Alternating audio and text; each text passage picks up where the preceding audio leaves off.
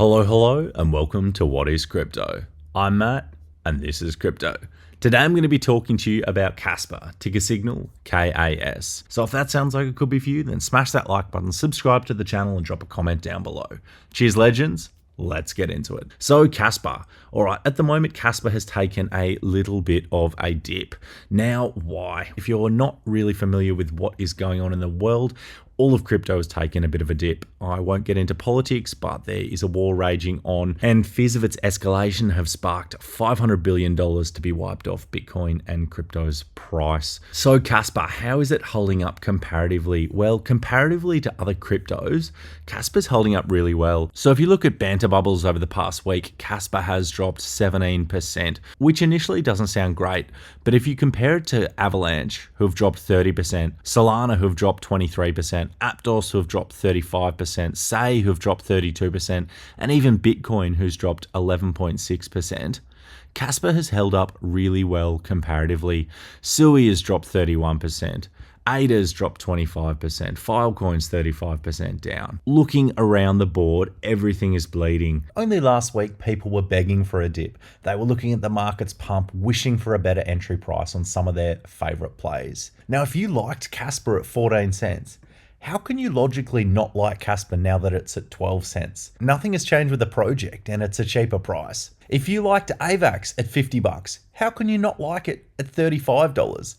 If you liked Solana at $200, how can you not like Solana now that it's at 137 bucks? It's absolute madness. Now, I'm not saying that things won't go lower, as they very well could. What I'm trying to say is that if you have conviction in a play and you're now getting a cheaper entry than you were a couple of weeks ago, and if you think that prices are going to go higher over the next 12 months, just really see these for what they are. Discounts on great projects that are going to likely be higher in 12 months' time. Now, I think Kaspa comparatively is holding up pretty well. If you look at the chart, we have a huge amount of strength sitting at the 10 cent mark, anywhere between 9.8 cents and 10.6 cents. If you were looking for a good entry on Kaspa, I think currently it's a really great entry, but if you were looking to snipe a slightly better entry, putting buy orders in at around the 10.5 for any of these really low wicks could be a decent idea. I'm not saying that I think we'll go that low, as really I think that depends on what Bitcoin does. Bitcoin currently to date is now around that 11% mark. We did drop as low as 15%,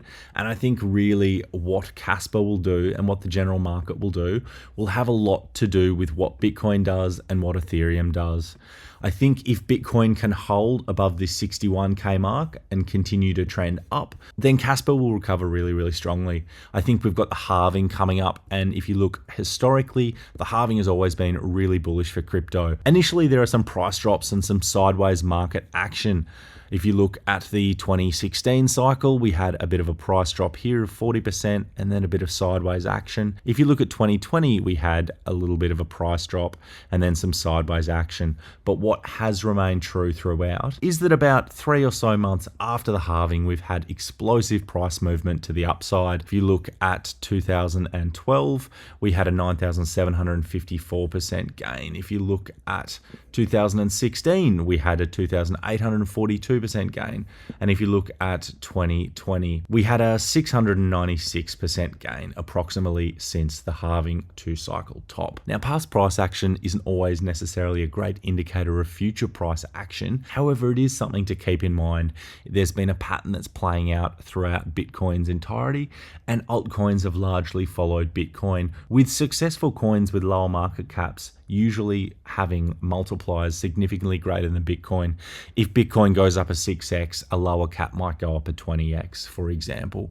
Now, Kaspa, I think, is primed to be one of the best performers this bull market, and that has been as it's been one of the strongest performers over the bear market. I think a lot of people are going to go wrong by low cap hunting and trying to snipe cryptos that have market caps of less than $10 million. Now, there is a place for these, and I do hold a small percentage of my portfolio in more risky lower cap degenerate plays.